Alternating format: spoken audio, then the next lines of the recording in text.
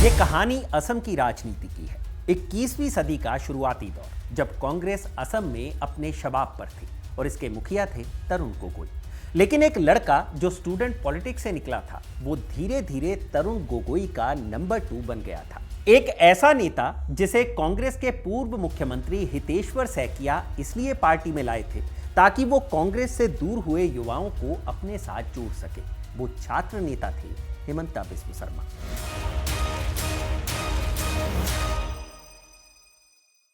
लेकिन सैकिया जो सोच रहे थे ऐसा हो पाता, उससे पहले ही साल 1996 में हितेश्वर सैकिया का निधन हो गया। कांग्रेस के लिए यह पहला झटका था और दूसरा झटका तब लगा जब असम गण परिषद ने साल 1996 में कांग्रेस को असम की सत्ता से बेदखल कर दिया। लेकिन साल 2001 में पार्टी ने फिर वापसी की और असम की सत्ता पर काबिज हो गई। तरुण गोगोई मुख्यमंत्री बने और पहली बार जालकुबारी सीट से जीतकर विधायक बने हिमंता को लाल बत्ती मिली। लेकिन पार्टी के साथ साथ तरुण गोगोई और हिमंता के लिए आने वाला वक्त आसान होने वाला नहीं था। 4 साल तो सब ठीक चला, लेकिन फिर साल 2005 में असम का माहौल बदलने लगा। तारीख थी 12 जुलाई 2005। उस दिन इंदिरा गांधी के बनाए करीब 22 साल पुराने असम राज्य से जुड़े एक कानून पर सुप्रीम कोर्ट का अंतिम फैसला आना था।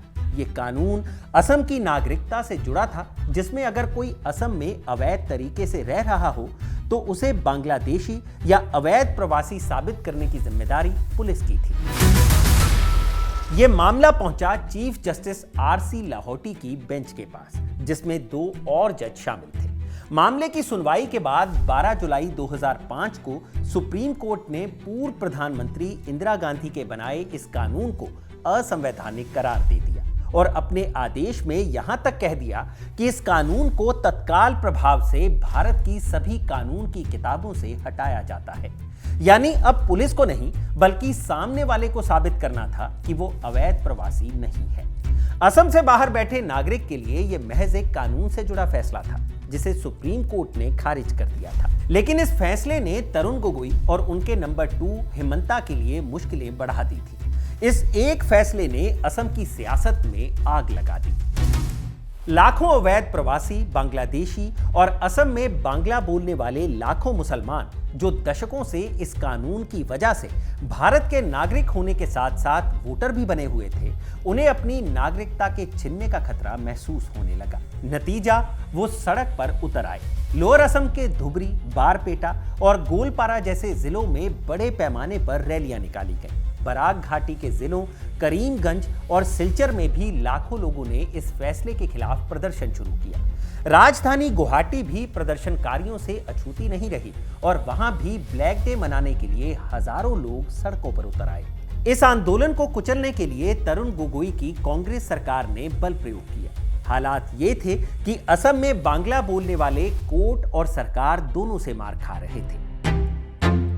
लेकिन तभी सीन में एंट्री होती है एक ऐसे शख्स की जो असम का बड़ा इत्र कारोबारी था, जिसके पास पैसा था और धर्म की बैकिंग भी। वो कारोबारी होने के साथ साथ देवबंद की विचारधारा वाले जमीयत उलेमाए हिंद का प्रदेश अध्यक्ष भी था।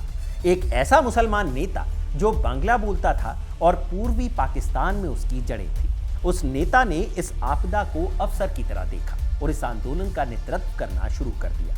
ना सिर्फ नेतृत्व किया, बल्कि कांग्रेस को सियासी मैदान में टक्कर देने के लिए अपनी एक नई पार्टी भी खड़ी कर दी, जिसका नाम रखा गया असम यूनाइटेड डेमोक्रेटिक फ्रंट यानी AUDF। और जब साल 2006 में असम में विधानसभा चुनाव हुए तो उसकी नई नवेली पार्टी ने 10 सीटों पर जीत दर्ज की। वो नेता खुद 2 सीटों से विजयी रहा था।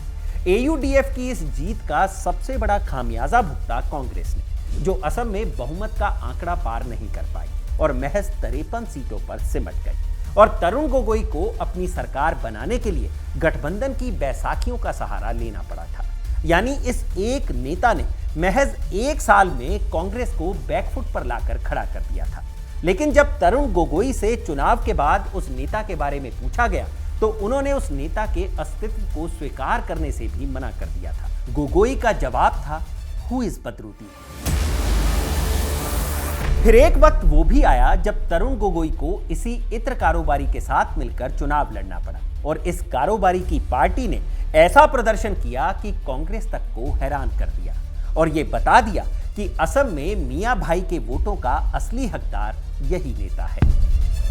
नमस्कार, मैं हूं भूपेंद्र सोनी और आप देख रहे हैं खबरगांव और ये किस्सा है असम यूनाइटेड डेमोक्रेटिक फ्रंट के मुखिया और असम में मुसलमानों के सबसे बड़े नेता बदरुद्दीन अजमल का, जिनकी पार्टी का अब नाम है all India United democratic front. कभी साइकिल पर इत्र बेचकर गुजारा करने वाले का बेटा असम का इतना बड़ा नेता कैसे बन गया? एक ऐसा नेता जिसके इत्र की डिमांड मिडिल ईस्ट के शेखों तक में है। बात होगी बदरुद्दीन की पॉलिटिक्स पर, जिसने असम में उन्हें प्रासंगिक बना रखा है, और उस कानून पर भी चर्चा करेंगे जिसने कांग्रेस को असम की राजनीति में अप्रासंगिक बना दिया। आखिर क्यों असम के मुसलमान बदरुद्दीन को ही वोट करते हैं और क्या बदरुद्दीन हिमंता बिस्व शर्मा के लिए भी उतनी ही बड़ी चुनौती है जितनी वो कांग्रेस के लिए है? या फिर तरुण गोगोई का वो बयान सही है जिसमें वो कहते हैं बदरुद्दीन अजमल असम में भाजपा के साथ हाथ मिलाकर काम कर रहे हैं? क्या है हिमंता और बदरुद्दीन की पॉलिटिक्स जिसमें उन दोनों पर एक दूसरे को निशाना बनाकर असम में वोटों का ध्रुवीकरण करने का आरोप लगता है? और क्या बदरुद्दीन अजमल इस चुनाव में वही करिश्मा दोहरा पाएंगे जो उन्होंने साल 2021 में दोहराया था, या फिर कांग्रेस ने अब उनकी काट खोज ली है? इस किस्सा में हम विस्तार से बताएंगे हु इज बदरुद्दीन।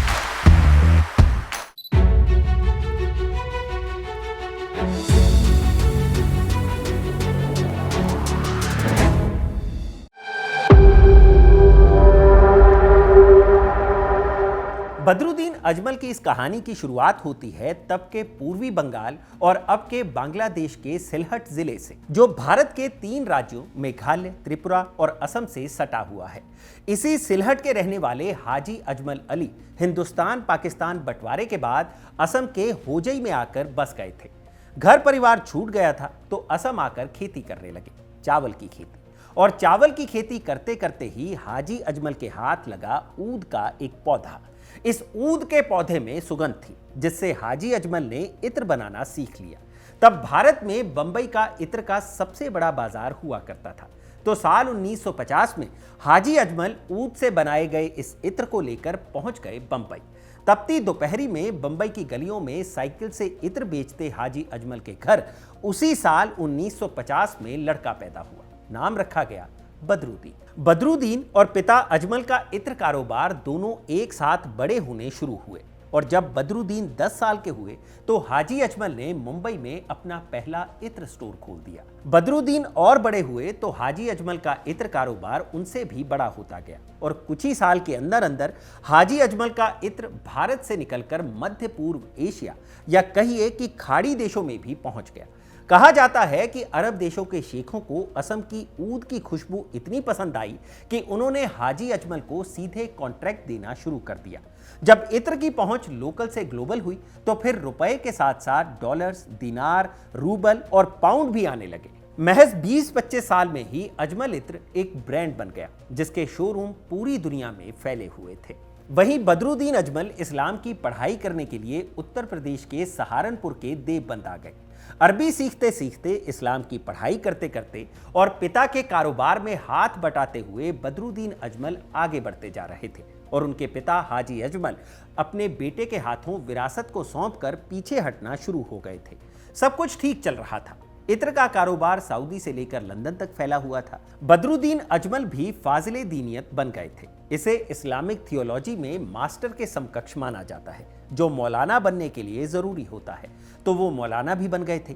उनके पास दुनिया भर के संसाधन थे जिनमें लग्जरी गाड़ियां और प्राइवेट जेट्स तक शामिल थे। साथ ही बदरुद्दीन खुद भी सर्टिफाइड नोज बन गए थे, यानी कि वो इत्र की शीशी को सूंघकर बता सकते थे कि उसमें क्या क्या मिला हुआ है। 11 जुलाई 2005 तक सब कुछ यूं ही चल रहा था। लेकिन 12 जुलाई को असम से करीब 2000 किलोमीटर दूर दिल्ली में हुए एक फैसले ने न सिर्फ पूरे असम को और असम की सियासत को बदल दिया, बल्कि बदरुद्दीन अजमल भी उसी दिन से पूरी तरह बदल गए, क्योंकि यही वो दिन था जब सुप्रीम कोर्ट ने illegal migrants determination by tribunals act 1983 यानी कि IMDT एक्ट को पूरी तरह से खत्म कर दिया था और इसे भारत के कानून की हर किताब से हटाने का आदेश भी जारी कर दिया था। दरअसल IMDT एक्ट नागरिकता से जुड़ा हुआ कानून था, जिसे खास तौर पर असम राज्य के लिए ही बनाया गया था। इस कानून के तहत अगर किसी भी शख्स को यह लगता था कि असम में रह रहा कोई भी व्यक्ति बांग्लादेशी है या फिर वो अवैध तरीके से असम में रह रहा है, तो शिकायत करने वाले को या फिर असम की पुलिस को ही यह साबित करना होता था कि कोई व्यक्ति बांग्लादेशी है या अवैध रूप से असम में रह रहा है। जबकि इसके उलट पूरे देश में जो कानून लागू था वो कानून था फॉरेनर्स एक्ट 1946। इसके मुताबिक जिसके खिलाफ शिकायत होती थी उसे साबित करना होता था कि वो भारतीय नागरिक है या नहीं है। इसको थोड़ा और आसान भाषा में समझने की कोशिश करते हैं। मान लीजिए कि मुझे या फिर किसी और को भी ये लगता है कि असम में जो व्यक्ति ए रह रहा है वो भारतीय ना होकर बांग्लादेशी है, तो मैं पुलिस से शिकायत करूंगा, मामला कोर्ट जाएगा और कोर्ट में या तो मुझे या फिर पुलिस को साबित करना होगा कि ए बांग्लादेशी है। जबकि अगर कोई व्यक्ति दिल्ली में रह रहा है जहां पर फॉरेनर्स एक्ट लागू है और मुझे लगता है कि वो भारतीय नहीं है, तो फिर मैं पुलिस से शिकायत करूंगा, मामला कोर्ट जाएगा और तब उस व्यक्ति को साबित करना होगा कि वो भारतीय है या नहीं है। ना तो शिकायतकर्ता की जिम्मेदारी है कि वो उसको विदेशी साबित करे और ना ही पुलिस की, बल्कि उसकी खुद की जिम्मेदारी है कि वो खुद को भारत का नागरिक साबित करे। यही फर्क था IMDT एक्ट 1983 और फॉरेनर्स एक्ट 1946 में। IMDT एक्ट सिर्फ असम में लागू था, जबकि पूरे देश के लिए फॉरेनर्स एक्ट था। लिहाजा असम से इस कानून को खत्म करवाने का बीड़ा उठाया अखिल असम छात्र संघ के पूर्व अध्यक्ष सर्बानंद सोनोवाल ने। उन्होंने साल 2000 में सुप्रीम कोर्ट में एक PIL दाखिल की और इस कानून के खिलाफ 3 तर्क पेश किए। पहला तर्क यह था कि पूरे भारत में फॉरेनर्स एक्ट 1946 लागू है, जबकि असम में IMDT एक्ट है। यह एक दोहरा रवैया है। दूसरा तर्क यह था कि नागरिकता कानून में आरोपी को साबित करना होता है कि वो भारतीय है, जबकि IMDT में पुलिस को साबित करना पड़ता है कि व्यक्ति विदेशी है। तीसरा तर्क यह दिया गया कि 17 साल में शिकायतें लाखों हुई, लेकिन कुछ ही बांग्लादेशियों की पहचान हो पाई, जिससे असम की डेमोग्राफी बदल गई है। सुप्रीम कोर्ट में करीब 5 साल तक यह मुकदमा चलता रहा। प्रदेश की तरुण गोगोई सरकार के नेतृत्व वाली कांग्रेस सरकार इस कानून के बचाव में कोर्ट में लचर दलीलें पेश करती रही और आखिरकार 12 जुलाई 2005 को तत्कालीन chief justice RC Lahoti, justice GP Mathur और जस्टिस PK बाल सुब्रमण्यम की 3 जजों वाली बेंच ने इस कानून को खारिज करते हुए असम के लिए भी फॉरेनर्स एक्ट 1946 लागू करने का आदेश जारी कर दिया।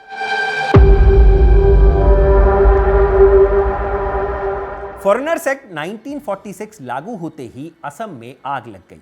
बांग्ला भाषी लाखों मुसलमान अपनी नागरिकता के छीनने के डर से सड़क पर उतर गए। असम की सड़कें धधकने लगी, आंदोलन बढ़ने लगा, हिंसक होने लगा। फिर तो पुलिस का दमन भी बढ़ा और ऐसी आपदा में ऐसे ही बांग्ला भाषी मुसलमान बदरुद्दीन अजमल को सियासी अवसर दिखने लगा। तो बदरुद्दीन अजमल ने इत्र से कमाए पैसे की झोली खोल दी, खुद के सर पर इस्लामिक टोपी रखी, मौलाना की तरह दाढ़ी बढ़ा ली और खुद को मजलूमों का मसीहा घोषित करते हुए ऐलान कर दिया कि जब तक वो जिंदा है एक भी मुस्लिम की नागरिकता वो छीनने नहीं देंगे।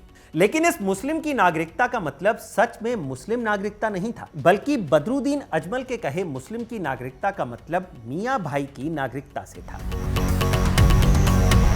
दरअसल असम की कुल आबादी का 30% से भी ज्यादा हिस्सा मुस्लिमों का है, लेकिन इस मुस्लिम आबादी का 75 से 80% हिस्सा मियां भाई का है। यानी कि असम में मुस्लिम 2 हिस्सों में बटे हैं। एक है वो मुस्लिम जिन्हें स्वदेशी कहा जाता है, इनकी भाषा असमिया है और ये कुल मुस्लिम आबादी का महज 20 से 25% ही है। इनमें गरिया, मरिया और देसी जैसे मुसलमान आते हैं।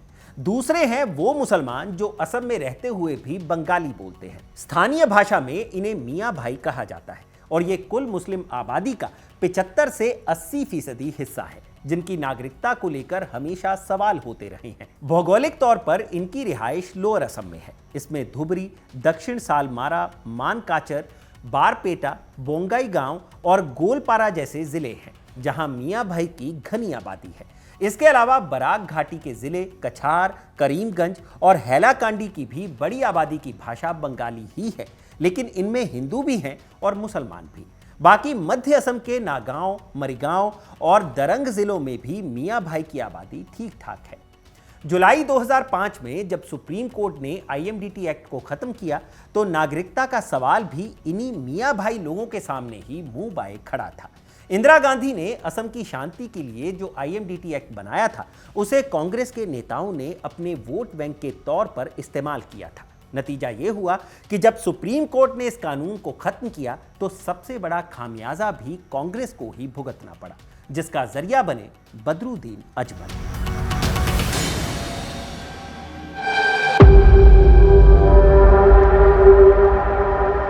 सुप्रीम कोर्ट का फैसला आने के करीब 3 महीने बाद तक बदरुद्दीन अजमल ने अपने इत्र की खुशबू से ज्यादा असम की फिजा में सुप्रीम कोर्ट के फैसले के खिलाफ नफरत खोली। और यह नफरत सिर्फ फैसले के खिलाफ ही नहीं थी, बल्कि कांग्रेस के भी खिलाफ थी, क्योंकि तब असम की सत्ता में कांग्रेस ही विराजमान थी और सरकार के शीर्ष पर तरुण गोगोई मौजूद थे। इसके अलावा बदरुद्दीन अजमल ने असम गण परिषद के खिलाफ भी नफरत खोली, क्योंकि इस कानून को PIL के जरिए रद्द करवाने वाले सर्बानंद सोनोवाल तब असम गण परिषद के टिकट पर डिब्रूगढ़ से सांसद हुआ करते थे। असम के लोग उन्हें जातीय नायक कहने लगे थे और उन्हें नेशनल हीरो ऑफ आसाम के तौर पर देखा जाने लगा था। तो बदरुद्दीन अजमल ने चुन चुनकर उन लोगों को निशाना बनाया जिनके जरिए असम में मौजूद लाखों बांग्ला भाषी मुसलमानों का ध्रुवीकरण किया जा सके। इनमें कांग्रेस के भी लोग थे और असम गण परिषद के भी, और असम की राजनीति में अपनी जड़ें जमाने की कोशिश में जुटी भारतीय जनता पार्टी के भी। बदरुद्दीन अजमल को जब लगा कि लोहा पूरी तरह से गर्म है, असम के मियां भाई अब बदरुद्दीन के साथ हैं, तो उन्होंने चोट कर दी। इत्र से कमाई अपनी दौलत की बदौलत बदरुद्दीन अजमल ने असम की राजनीति में एक नई राजनीतिक पार्टी को जन्म दिया और नाम रखा असम यूनाइटेड डेमोक्रेटिक फ्रंट। राजधानी गुवाहाटी में 3 अक्टूबर 2005 को पार्टी की लॉन्चिंग की भूमिका बांधते हुए तब बदरुद्दीन अजमल ने कहा था, IMDT एक्ट का खत्म होना असम के भाषाई और धार्मिक अल्पसंख्यकों के लिए एक बड़ा झटका है। पुलिस और प्रशासन विदेशी अधिनियम 1946 का सहारा लेकर निर्दोष भारतीय मुसलमानों को परेशान करेंगे। असम के इस काले दिन की वजह कांग्रेस है, जिसने IMDT एक्ट को बचाने के लिए मजबूत पैरवी नहीं की। उसने हमेशा वोट बैंक की राजनीति की है और संकट के वक्त अल्पसंख्यकों को उनके हाल पर छोड़ दिया है। इसलिए AUDF का जन्म उन लोगों को आवाज देने के लिए हुआ है जिन्हें मुख्य धारा की पार्टियों ने धोखा दिया है। इस आवाज में सिर्फ मुसलमानों की ही नहीं, बल्कि उन दलितों और चाय बागान के श्रमिकों की भी आवाज है जो हमेशा से उत्पीड़ित रहे हैं। इस लॉन्चिंग के दौरान बदरुद्दीन अजमल ने अपने समर्थकों को आश्वासन दिया कि उनके होते हुए किसी भी भारतीय को विदेशी कहकर ना तो असम से निकाला जाएगा और ना ही किसी को डिटेंशन सेंटर में भेजा जाएगा। अपनी बात पर मजबूती से अमल करने के लिए बदरुद्दीन को सियासी रसूख की जरूरत थी और इसके लिए सबसे मुफीद कुछ ही महीनों बाद होने वाला असम का विधानसभा चुनाव था। उस चुनाव में बदरुद्दीन अजमल ने असम की कुल 126 में से 69 सीटों पर अपने उम्मीदवार उतारे। खुद बदरुद्दीन भी लोअर असम की 2 विधानसभा सीटों दक्षिण सालमारा और जमुनामुख से चुनाव लड़ रहे थे। जब चुनाव के नतीजे आए तो पहली बार की बनी पार्टी और पहली बार चुनाव लड़ रहे बदरुद्दीन अजमल दोनों ही जीत गए। असम यूनाइटेड डेमोक्रेटिक फ्रंट ने उस चुनाव में कुल 10 सीटें जीत ली। खुद बदरुद्दीन दोनों ही सीटों से चुनाव जीत गए थे। यह बदरुद्दीन अजमल की चुनावी इब्तिदा थी, जिसमें सुप्रीम कोर्ट के फैसले के बाद लगाई गई थोड़ी सी सियासी छौंक ने असम यूनाइटेड डेमोक्रेटिक फ्रंट को 10 सीटों तक पहुंचा दिया था। तब बदरुद्दीन अजमल को यह समझ आया कि अगर सिर्फ छौंक 10 सीट दिला सकती है तो इस मुद्दे में अगर मसाला डाला जाए तो पूरी सरकार भी बन सकती है, क्योंकि इस सियासी छौंक का सबसे बड़ा खामियाजा कांग्रेस को ही भुगतना पड़ा था। और तब बदरुद्दीन अजमल के निशाने पर सबसे बड़ी पार्टी कांग्रेस ही थी। बदरुद्दीन अजमल की इसी सियासी एंट्री की वजह से ही कांग्रेस असम में बहुमत का 64 का आंकड़ा हासिल नहीं कर पाई। उस चुनाव में कांग्रेस को महज 53 सीटें ही मिली थीं, क्योंकि अजमल ने भले ही सिर्फ 10 सीटें जीती थी, लेकिन कई सीटों पर कांग्रेस को हराने में भी बड़ी भूमिका निभाई थी। तब अजमल की कोशिश यही थी कि कांग्रेस को बहुमत ना मिले और सरकार बनाने के लिए तरुण गोगोई बदरुद्दीन अजमल की शर्तों को मानने के लिए तैयार हो जाए। लेकिन ऐसा कुछ नहीं हुआ, क्योंकि उस 2006 के चुनाव में बदरुद्दीन अजमल की वजह से भयंकर नुकसान उठाने के बावजूद तरुण गोगोई ने बयान दिया, हु इज बदरुद्दीन। इस बयान के साथ ही तरुण गोगोई ने बदरुद्दीन अजमल के अस्तित्व को ही खारिज करने की कोशिश की और सरकार बनाने के लिए बीपीएफ यानी कि बोडोलैंड पीपल्स फ्रंट के साथ गठबंधन कर लिया। लेकिन कांग्रेस का नुकसान तो हो चुका था। आईएमडीटी एक्ट रद्द होने के बाद मुस्लिमों में और खास तौर पे मियां भाइयों में जो डर का माहौल था, अजमल ने उसे बाखूबी भुनाया। कांग्रेस ना तो खुलकर आईएमडीटी का विरोध कर पाई, क्योंकि कानून इंदिरा गांधी का बनाया हुआ था, और ना ही सुप्रीम कोर्ट में इस कानून को बचाने के लिए तगड़ी पैरवी ही कर पाई, क्योंकि खतरा हिंदू वोटों के भी छिटकने का था। ऐसे में कांग्रेस की दुविधा का फायदा उठाया बदरुद्दीन अजमल ने। अजमल के साथ साथ भारतीय जनता पार्टी को भी इस दुविधा का फायदा मिल गया, जो असम में किसी तरह से अपनी जड़ें जमाने की कोशिश कर रही थी। कांग्रेस से छिटके हुए मुस्लिम वोट बदरुद्दीन अजमल के पास गए और कांग्रेस से छिटके हुए हिंदू वोट भारतीय जनता पार्टी और असम गण परिषद के पास। 2006 के चुनाव के बाद सरकार तो तरुण गोगोई ने बना ली थी, लेकिन कांग्रेस की पूर्ण बहुमत वाली ताकत खत्म हो गई और उसे गठबंधन का सहारा लेना पड़ा। वहीं बदरुद्दीन अजमल ने खुद को असम के मियां भाई की लड़ाई में झोंक दिया।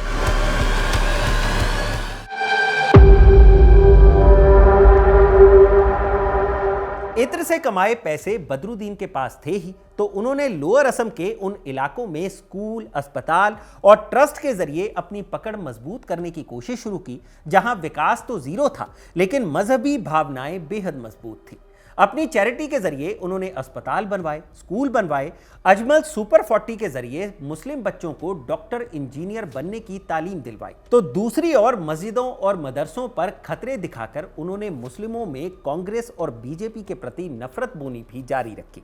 कुछ ही दिनों के अंदर अंदर अपने पैसे के बल पर बदरुद्दीन अजमल की लोकप्रियता वहां पहुंच गई, जहां उनके आलोचक भी कहने लगे कि जहां सरकार विफल होती है, वहां अजमल चैरिटी पहुंच जाती है और बदले में वफादारी पाती है, जिसका वोट में तब्दील होना तय है। ये चैरिटी पाने वालों की वफादारी ही तो थी कि साल 2009 में जब लोकसभा के चुनाव होने थे, तो बदरुद्दीन अजमल ने ना सिर्फ खुद को बल्कि अपनी पार्टी को भी लोकल से नेशनल की तरफ शिफ्ट करना तय किया।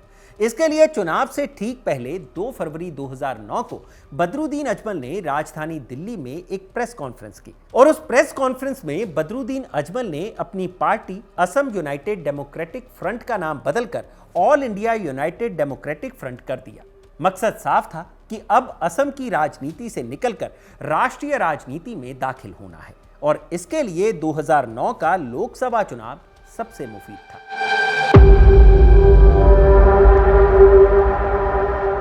लोकसभा चुनाव में बदरुद्दीन अजमल ने असम में कुल 14 सीटों में से 9 सीटों पर अपने उम्मीदवार उतार दिए। इन उम्मीदवारों में एक उम्मीदवार वो खुद भी थे, जिनके लिए लोकसभा सीट तय हुई थी, धुबरी।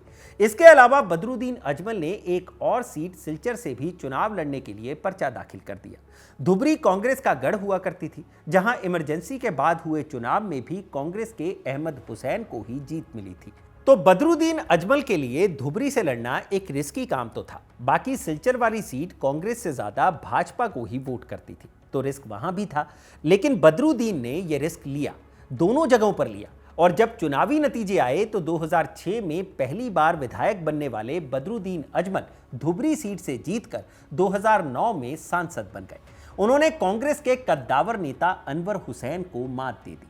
वहीं सिलचर सीट पर बदरुद्दीन अजमल ने ऐसा त्रिकोणीय मुकाबला करा दिया कि 1999 से ही लगातार वहां जीतती आ रही कांग्रेस ट्रैप में फंस गई और सिलचर की सीट फिर से भाजपा के खाते में चली गई, जहां से कविंद्र पुरकायस्थ ने जीत दर्ज की। उस चुनाव में बदरुद्दीन अजमल ने भले ही एक सीट जीती थी, लेकिन उनकी पार्टी का वोट शेयर 16% से भी ज्यादा पहुंच गया। और इससे भी बड़ी बात यह थी कि बदरुद्दीन अजमल ने एक सीट खुद जीतकर और एक सीट भाजपा को जिताकर कांग्रेस को इतनी चोट तो दे ही दी थी कि मुख्यमंत्री तरुण गोगोई के लिए उस सवाल का जवाब खोजना मुश्किल नहीं रह गया था, जो उन्होंने साल 2006 के विधानसभा चुनाव के नतीजे के बाद पूछा था कि हु इज बदरुद्दीन।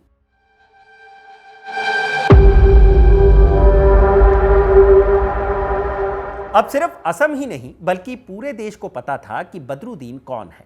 अब जवाब सिर्फ अजमल इत्र के मालिक के तौर पर ही नहीं था, बल्कि जवाब धुबरी के नए सांसद के तौर पर भी सबको मिल गया था। इस बीच असम में फिर से विधानसभा चुनाव की तैयारी शुरू हो गई। बदरुद्दीन की वजह से 2006 की विधानसभा और 2009 की लोकसभा में कांग्रेस के हाथ जल चुके थे, तो उसे बेहद फूंक फूंक कर कदम रखना था। वहीं जोर आजमाइश तो बदरुद्दीन अजमल को भी करनी ही थी, क्योंकि उनकी पार्टी अब एक विधानसभा और एक लोकसभा का चुनाव लड़कर असम की राजनीति में अपनी मजबूत जगह बना चुकी थी। लेकिन जब 2011 के चुनावी नतीजे आए तो तरुण गोगोई ने सारे अनुमानों को ध्वस्त कर दिया और विपक्ष के सारे मंसूबों को निस्तेनाबूद करते हुए 40% से भी ज्यादा वोटों के साथ कुल 78 सीटें जीत ली। ये बदरुद्दीन अजमल और उनकी पार्टी के लिए किसी झटके से कम नहीं था, क्योंकि पहले चुनाव में महज 10 सीटें जीतकर ही कांग्रेस को पूर्ण बहुमत की सरकार बनाने से रोकने वाले बदरुद्दीन 2011 में 18 सीटें जीतने के बाद भी कांग्रेस को पूर्ण बहुमत की सरकार बनाने से रोक नहीं पाए। लेकिन इस कांग्रेस की जीत में एक किरदार तरुण गोगोई के अलावा और था, और वो थे हिमंता बिस्व शर्मा।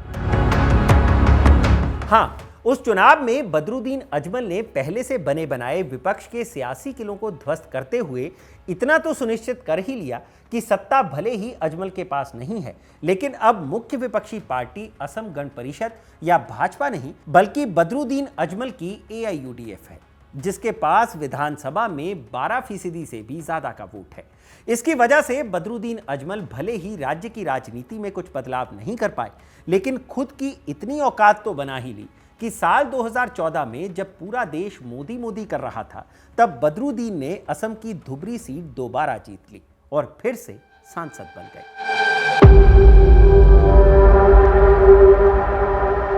लेकिन 2016 आते आते असम की सियासत हमेशा के लिए बदल गई। 2011 में विधानसभा की महज 5 सीटें जीतने वाली भारतीय जनता पार्टी नरेंद्र मोदी के नेतृत्व में केंद्र की सत्ता पर काबिज हो चुकी थी, और इसका असर असम की राजनीति पर भी दिखने लगा था, जिसकी एक वजह थी हिमंता बिस्व शर्मा का भारतीय जनता पार्टी ज्वाइन करना। 2016 के असम विधानसभा चुनाव से ठीक पहले कांग्रेस के कद्दावर नेता और तरुण गोगोई के सबसे खास मंत्रियों में से एक हिमंता बिस्व शर्मा पाला बदल चुके थे, और राहुल गांधी से नाराज होकर उन्होंने भारतीय जनता पार्टी का दामन थाम लिया था।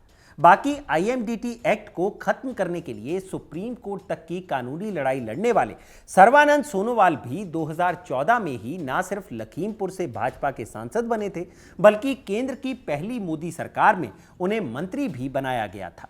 2014 के लोकसभा चुनाव के खात्मे और 2016 के असम विधानसभा चुनाव की तैयारी के बीच भारतीय जनता पार्टी ने ना सिर्फ आक्रामकता दिखाई, बल्कि हिमंता बिस्व शर्मा के रूप में उसे एक ऐसा नेता मिल गया था जो ना सिर्फ कांग्रेस की कमजोरी जानता था, बल्कि हिंदुत्व का झंडा उठाकर वो बदरुद्दीन अजमल का इस्तेमाल करके ध्रुवीकरण भी कर सकता था, और हुआ भी ऐसा ही। एक तरफ पूरी भाजपा, प्रधानमंत्री नरेंद्र मोदी और पूरा नेतृत्व कांग्रेस और तरुण गोगोई को निशाना बना रहा था, तो वहीं हिमंता के निशाने पर सिर्फ और सिर्फ बदरुद्दीन अजमल थे, जिन्हें हिमंता ने घुसपैठियों का रक्षक बताकर पूरे असम चुनाव को हिंदू बनाम मुस्लिम में बांट दिया।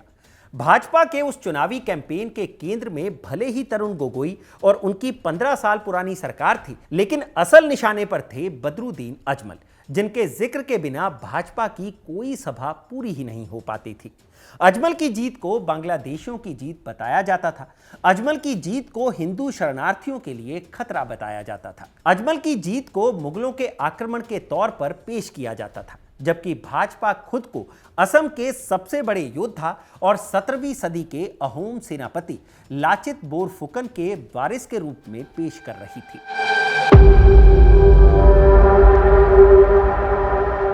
बदरुद्दीन अजमल के खिलाफ इस लड़ाई का नेतृत्व कर रहे थे हेमंता बिस्व शर्मा। अजमल के खिलाफ उस चुनावी लड़ाई को हेमंता ने सराय घाट की आखिरी जंग करार देते हुए कहा, यह चुनाव विकास का नहीं बल्कि अस्मिता बचाने का है। जिस तरह लाचित बोरफुकन ने मुगलों को हराया था, उसी तरह हमें अजमल और उनके समर्थकों को राजनीतिक रूप से हराना होगा। हेमंता की इस बात पर अजमल भी खामोश नहीं रहे और बोल पड़े, मैं असम की मिट्टी का बेटा हूं। हेमंता असम को बांटने की कोशिश कर रहे हैं, वो अपने मकसद में कभी कामयाब नहीं हो पाएंगे। इन शुरुआती बयानों के बाद दोनों के बीच की जुबानी जंग और भी कड़वी होती गई। हेमंता ने आगे कहा, हमें उन लोगों के वोट नहीं चाहिए जो असम की संस्कृति को नष्ट करना चाहते हैं। अजमल असम को छोटा बांग्लादेश बनाना चाहते हैं। हेमंता ने कहा कि वो असम में सांप्रदायिक राजनीति के सबसे बड़े चेहरे हैं, जिन्हें सिर्फ बांग्लादेशी घुसपैठियों की ही चिंता है। अजमल ने पलटवार करते हुए जवाब दिया, हेमंता कांग्रेस में थे तो सेकुलर थे, अब भाजपा में जाकर उन्हें हम सब दुश्मन नजर आने लगे हैं। अब वो आरएसएस के एजेंट बन गए हैं। चुनाव से ठीक पहले हेमंता और अजमल के बीच की चुनावी बयानबाजी ताला चाबी से लेकर खान पान तक आ गई थी। जब अजमल ने खुद को किंग मेकर बताते हुए दावा किया कि सत्ता की चाबी मेरे पास रहेगी, मेरे बिना असम में ना तो गोगोई सरकार बना पाएंगे और ना ही भाजपा का कोई चांस है, तो हेमंता ने पलटवार करते हुए कहा था कि अजमल साहब, चाबी की बात छोड़िए, इस बार असम की जनता आपका ताला ही बदल देगी। आप किंग मेकर नहीं बल्कि असम की राजनीति के हाशिए पर होंगे। हेमंता ने कहा कि असम को ऐसे लोगों से बचाना है जो खान पान और संस्कृति के जरिए असमिया पहचान पर हमला कर रहे हैं। तो अजमल ने इसे मुद्दा बनाते हुए अपनी तकरीरों में मुस्लिमों से कह दिया कि भाजपा के आने पर उनके मदरसों और मस्जिदों पर भी ताले लग जाएंगे। कुल मिलाकर दोनों ही नेताओं की इस कट्टर बयानबाजी ने असम को पूरी तरह से हिंदू बनाम मुसलमान में बांट दिया। ब्रह्मपुत्र की घाटी से लेकर बराक घाटी तक के लोग बंट गए और नतीजा यह हुआ कि भाजपा ने अकेले ही 60 सीटें जीत ली। उसके गठबंधन को कुल 86 सीटें मिली, जबकि 15 साल से असम की सत्ता पर काबिज कांग्रेस महज 26 सीटों पर सिमट गई। बदरुद्दीन अजमल की पार्टी की भी सीटें घट गईं और वो महज 13 सीटें ही जीत पाए। कांग्रेस का नुकसान करके असम की राजनीति में कांग्रेस की जगह लेने की नीयत से उतरे बदरुद्दीन अजमल को 2016 के चुनाव में ही ये बात समझ में आ गई कि अभी तक उनकी लड़ाई जिस कांग्रेस से थी, दरअसल वो तो लड़ाई सिर्फ अंगड़ाई भर थी और असल लड़ाई तो अब शुरू हुई है, क्योंकि खिलाड़ी अब बराबर का ही नहीं बल्कि बराबरी से कहीं ऊंचा है। दरअसल बदरुद्दीन अजमल की पूरी राजनीति ही ध्रुवीकरण की राजनीति रही है, जिसमें उन्होंने बांग्ला भाषी मुसलमानों को उनकी नागरिकता के छीनने का डर दिखाकर खुद को मसीहा के तौर पर पेश किया है। लेकिन जब से हेमंता बिस्व शर्मा कांग्रेस छोड़कर भाजपा में आए, तब से वो खुद भी ध्रुवीकरण का चेहरा बन गए और उन्होंने ध्रुवीकरण को असम में वहां तक पहुंचा दिया जहां हिंदू मुस्लिम की खाई को पाटना कतई आसान नहीं रह गया। ऐसे में महज 30% के वोट बैंक के साथ ध्रुवीकरण के बावजूद बदरुद्दीन अजमल का रास्ता आसान नहीं रह गया, बल्कि बदरुद्दीन के ध्रुवीकरण की वजह से भाजपा अलग ही मुनाफे में जाने लगी और उसे हिंदुओं के वोट एकजुट होकर मिलने लगे। 2019 के लोकसभा चुनाव में बदरुद्दीन अजमल फिर से धुबरी से तो चुनाव जीत गए, लेकिन उन्हें इस बात का एहसास हो गया कि भाजपा के साथ उनकी लड़ाई कतई आसान नहीं रहने वाली है और इस लड़ाई में खतरा उनकी राजनीति को ही नहीं बल्कि उनके पूरे सियासी अस्तित्व को है। लिहाजा 2 साल बाद साल 2021 में जब फिर से विधानसभा के चुनाव होने थे, तो असम में अपनी सियासत को बेहद मजबूती के साथ स्थापित कर चुकी भारतीय जनता पार्टी से लड़ने के लिए 2 पुराने दुश्मनों को एक साथ आना पड़ा। बदरुद्दीन अजमल की पूरी कहानी ही कांग्रेस के विरोध में शुरू हुई थी, क्योंकि बदरुद्दीन ने मियां भाई को यह बता दिया था कि यह कांग्रेस ही थी जिसने illegal migrants determination by tribunals act 1983 यानी कि IMDT एक्ट को खारिज करने के खिलाफ सुप्रीम कोर्ट में पैरवी नहीं की। लिहाजा कांग्रेस का मुस्लिम वोट बैंक बदरुद्दीन अजमल की तरफ शिफ्ट हो गया था। लेकिन 2016 से ही असम की सत्ता पर काबिज हुई भाजपा ने कांग्रेस से हिंदू वोट बैंक भी छीन लिया था और आदिवासी वोट बैंक भी। 2016 के बाद से कांग्रेस के पास कुछ भी नहीं बचा था, तो दुश्मन का दुश्मन दोस्त बनकर साथ आए और फिर 2021 में एक नए गठबंधन के जरिए भारतीय जनता पार्टी के खिलाफ लड़ाई लड़ी गई। इस गठबंधन को नाम दिया गया महाजोत। असम की 126 सीटों में से 95 सीटों पर कांग्रेस ने अपने उम्मीदवार उतारे। बदरुद्दीन अजमल के खाते में आई मुश्किल से 20 सीटें और तब फिर से असम में ध्रुवीकरण करने की जिम्मेदारी उठाई हिमंता बिस्व शर्मा और बदरुद्दीन अजमल ने, जिन्होंने एक दूसरे के खिलाफ 2016 से भी तीखी जुबानी जंग छेड़कर अपने अपने वोटरों को खुश करने की कोशिश की। यह पहला चुनाव था जब भाजपा की ओर से साफ कर दिया गया था कि उसे असम में बांग्ला बोलने वाले मुसलमानों के वोट की कोई जरूरत नहीं है। हिमंता ने पहली बार खुलकर कहा था, भाजपा को मियां लोगों के वोटों की जरूरत नहीं है, मियां लोग असमिया संस्कृति के लिए खतरा हैं और बदरुद्दीन अजमल इस खतरे के सबसे बड़े प्रतीक हैं। अजमल ने कहा कि हिमंता नफरत फैलाकर यह चुनाव जीतना चाहते हैं। तब उन्होंने ये भी कहा था, मैं एक असमिया मुसलमान हूं और मुझे इसका गर्व है। ये सभी मियां भाई गौरवशाली असमिया मुसलमान हैं। हिमंता सिर्फ दो समुदायों के बीच नफरत फैलाकर ध्रुवीकरण कर रहे हैं। 2016 के चुनाव को लाचित बोरफुकन और सरायघाट की आखिरी जंग बताने वाले हिमंता ने 2021 के चुनाव को सभ्यताओं का संघर्ष बताते हुए कहा कि यही चुनाव तय करेगा कि असम पर शंकर देव की संस्कृति चलेगी या बदरुद्दीन अजमल की, क्योंकि बदरुद्दीन अजमल आधुनिक काल के मुगल हैं।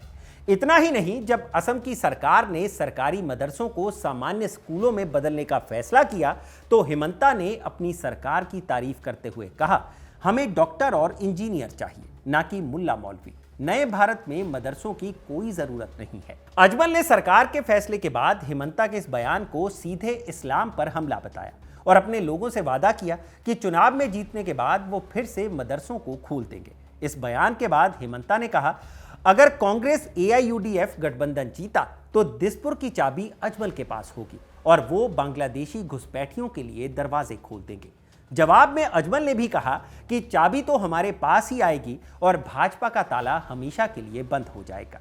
इन दोनों की सियासी बयानबाजी व्यक्तिगत स्तर तक ऐसी पहुंची कि तब चुनाव आयोग को भी दखल देना पड़ा। हिमंता ने बदरुद्दीन अजमल की सहयोगी पार्टी BPF के नेता हग्रामा मोहिलरी को जेल भेजने की धमकी दी तो चुनाव आयोग ने हिमंता पर 48 घंटे का बैन लगा दिया था।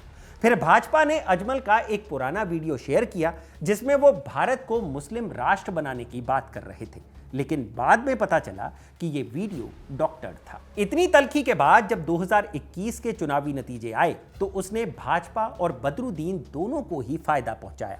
भाजपा सरकार बनाने में कामयाब रही तो 20 सीटों में से 16 सीटें जीतकर बदरुद्दीन अजमल ने तब भी साबित कर दिया कि असम के मियां भाई के वोटों के इकलौते दावेदार तो बदरुद्दीन अजमल ही हैं। इस जीत ने कांग्रेस की रही सही कसर को भी खत्म कर दिया और नतीजे आने के साथ ही दोनों पार्टियों का गठबंधन भी टूट गया। कांग्रेस और बदरुद्दीन दोनों के रास्ते फिर से अलग हो गए। इसके साथ ही असम की सत्ता अब उस नेता के हाथ में आ गई जिसने इस चुनाव में बदरुद्दीन अजमल से सीधे मुकाबला किया था।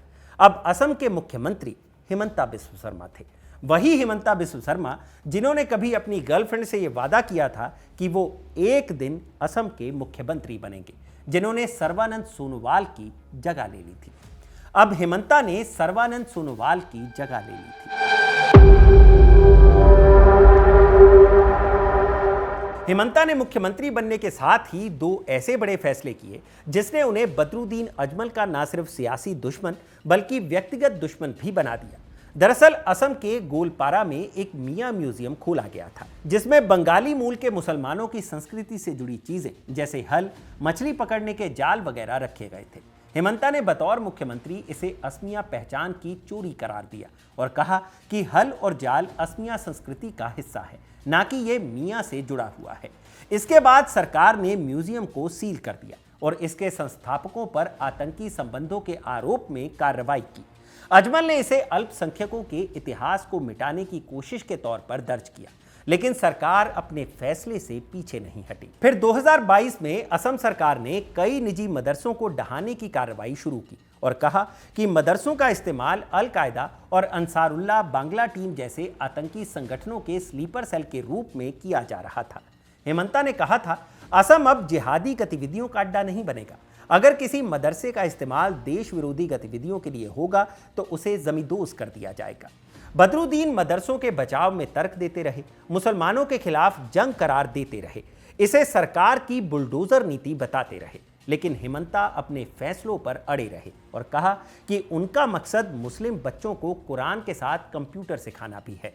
हिमंता की सरकार ने जब बाल विवाह के खिलाफ कानून बनाकर बड़े पैमाने पर गिरफ्तारियां शुरू करवाईं, तो इसके सबसे मुखर विरोधी बदरुद्दीन अजमल और उनकी पार्टी ही बने। हिमंता मियां भाई के खिलाफ फैसले लेते रहे, बदरुद्दीन उन फैसलों की मुखालफत करते रहे, हिमंता से भिड़ते रहे और ये सब करते करते 2024 का लोकसभा चुनाव आ गया। बदरुद्दीन अजमल फिर से धुबरी से उम्मीदवार थे, लेकिन इस बार सब बदल गया। बदरुद्दीन अजमल ने दशकों तक असम की राजनीति में जो अपनी पकड़ बनाई और जिसके जरिए पहले वो किंग मेकर और फिर किंग बनने का सपना देख रहे थे, 2024 में वो सपना ध्वस्त हो गया, क्योंकि जिस धुबरी को अजमल का अभेद्य किला माना जाता था, वहां कांग्रेस के रकीबुल हुसैन ने उन्हें 10 लाख से ज्यादा वोटों के अंतर से हरा दिया। वजह साफ थी, बदरुद्दीन के साथ 2021 में दोस्ती करके चुनाव लड़ चुकी कांग्रेस ने बदरुद्दीन की सियासत को करीब से समझा और 2024 के लोकसभा चुनाव में उसका इस्तेमाल बदरुद्दीन के ही खिलाफ शुरू कर दिया। लंबे समय के बाद कांग्रेस असम के मुस्लिमों को यह समझाने में कामयाब रही कि मुस्लिमों की रहनुमाई के नाम पर बदरुद्दीन अजमल जो बयानबाजी करते हैं, उसका सीधा फायदा सत्ताधारी पार्टी भाजपा को मिलता है।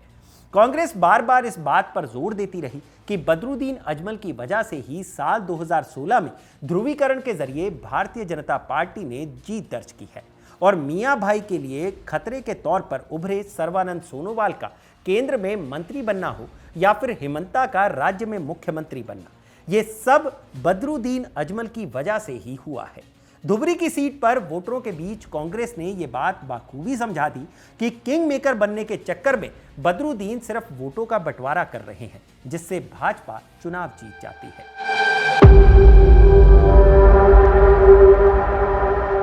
ऐसे में 2024 के चुनाव में कांग्रेस ने जो हवा बनाई, उसमें बदरुद्दीन अजमल का ना तो परोपकार काम आया और ना ही उस परोपकार के जरिए बनाया गया वोट बैंक। नतीजा यह हुआ कि मुस्लिम फिर से कांग्रेस के साथ चले गए और धुबरी का किला ध्वस्त हो गया। फिर तो हिमंता की खुशी का कोई ठिकाना ही नहीं रहा।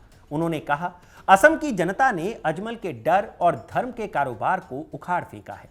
अब अजमल साहब को राजनीति छोड़कर वापस अपने इत्र के व्यापार पर ध्यान देना चाहिए। वो अब असम की राजनीति में एक्सपायर्ड हो चुके हैं। इस करारी हार के बाद बदरुद्दीन अजमल के इत्र कारोबार पर टिप्पणी करते हुए हिमंता ने कहा, अजमल साहब दुनिया भर में इत्र बेचते हैं, लेकिन असम की राजनीति में उन्होंने केवल सांप्रदायिकता की दुर्गंध फैलाई है। उनका इत्र केवल अमीरों के लिए है, जबकि उनकी सरकार गरीबों के लिए विकास की खुशबू ला रही है। अजमल ने पलटवार किया और कहा कि मुख्यमंत्री हिमंता ने कांग्रेस के साथ मिलकर उन्हें ये चुनाव हरवाया है। अजमल अपने लोगों से भी निराश दिखे और कहा, यह हार मेरी हार नहीं है, बल्कि उन लोगों की हार है जो मेरी दुआ और तावीज पर भरोसा करते हैं। दरअसल बदरुद्दीन अजमल अपनी रैलियों में अक्सर पानी की बोतलों पर फूंक मारते थे, जिसे उनके समर्थक पवित्र मानते थे, लेकिन हिमंता ने इसे भी चुनावी मुद्दा बना लिया था और कहा था कि असम में अब किसी भी पीर या मौलवी का जादुई पानी नहीं चलेगा। हिमंता ने कहा था कि बीमार को डॉक्टर चाहिए, ना कि अजमल की फूंक, और यही हुआ भी। बदरुद्दीन के लोगों ने ही, उनके अपने मियां भाई ने ही उनकी ताबीज पर भरोसा नहीं किया, उनकी फूंक पर भरोसा नहीं किया और अजमल वो चुनाव करीब 10 लाख से भी भारी अंतर से हार गए। हार के बाद अपने इत्र कारोबार का बचाव करते हुए अजमल ने कहा कि हमारा इत्र लोगों के दिलों को जोड़ता है और खुशबू देता है, जबकि हिमंता की राजनीति केवल आग लगाना जानती है। उन्हें मेरे कारोबार से जलन है, क्योंकि मैं आत्मनिर्भर हूं और किसी के टुकड़ों पर नहीं पलता। लेकिन बदरुद्दीन अजमल की इस हार ने असम की राजनीति में पूछे जा रहे उस सबसे बड़े सवाल का भी जवाब तभी दे दिया कि क्या बदरुद्दीन अजमल कभी असम के मुख्यमंत्री बन सकते हैं, और इसका जवाब था ना, क्योंकि अजमल की पहचान एक बंगाली भाषी मुस्लिम नेता की है, जिसे ऊपरी असम का एक बड़ा हिस्सा स्वीकार नहीं करता। मुख्यमंत्री बनने के लिए उन्हें कांग्रेस जैसी पार्टियों का साथ चाहिए, लेकिन अजमल की हार्ड लाइन ने कांग्रेस से हिंदू वोट छिटका दिए, तो कांग्रेस भी अब अजमल से छिटक चुकी है। नतीजा, बढ़ती उम्र के साथ साथ अजमल की राजनीति भी अब ढलान पर है। उनका इत्र का कारोबार भले ही और तेजी से बढ़ता जा रहा है, लेकिन असम की राजनीति पर उनकी पकड़ मुट्ठी भरी रेत की तरह फिसलती जा रही है। बदरुद्दीन अजमल के खिलाफ भड़की इस आग में घी का काम किया है असम में हुए परिसीमन ने, जिसने बदरुद्दीन अजमल की बची कुची गुंजाइश भी खत्म कर दी है। लोअर असम में मियां भाई के वोटों के एकमात्र प्रतिनिधि के तौर पर खुद को दर्ज करवाने वाले बदरुद्दीन अजमल भले ही कभी किंग या किंग मेकर नहीं बने, लेकिन 2006 के विधानसभा चुनाव से ही 30 से 35 सीटों पर उनका अच्छा खासा दखल होने लगा था। दहाई में सीटें जीतते थे और जितनी जीतते थे उससे ज्यादा सीटों पर वो कांग्रेस को हरवा देते थे। लेकिन अब परिसीमन के बाद उनके दखल वाली सीटें घटकर 15 से 20 ही बची हैं। लिहाजा भाजपा ने भी अजमल पर ध्यान थोड़ा कम कर दिया है। कभी बदरुद्दीन अजमल के नाम पर ध्रुवीकरण करके एक तरफा वोट हासिल करने वाली भाजपा को अब कांग्रेस में ही ऐसे लोग मिल गए हैं जिनके नाम का डर दिखाकर हिंदू वोटों की फसल काटी जा सकती है। ऐसे में अपनी उम्र के आखिरी पड़ाव की ओर बढ़ रहे बदरुद्दीन अजमल भी असम की सियासत के नेपथ्य की ओर बढ़ते जा रहे हैं। असम की राजनीति भी अब अजमल युग से आगे निकल चुकी है, जहां अब मियां भाई की नागरिकता से ज्यादा सवाल लैंड जिहाद, लव जिहाद, यूसीसी और एनआरसी को लेकर पूछे जा रहे हैं। हां, अपने बयानों से बदरुद्दीन अजमल बस खुद को चुनाव में प्रासंगिक बनाए रखने की कोशिश जरूर करते हैं। उनके इत्र का कारोबार और भी बड़ा हो रहा है।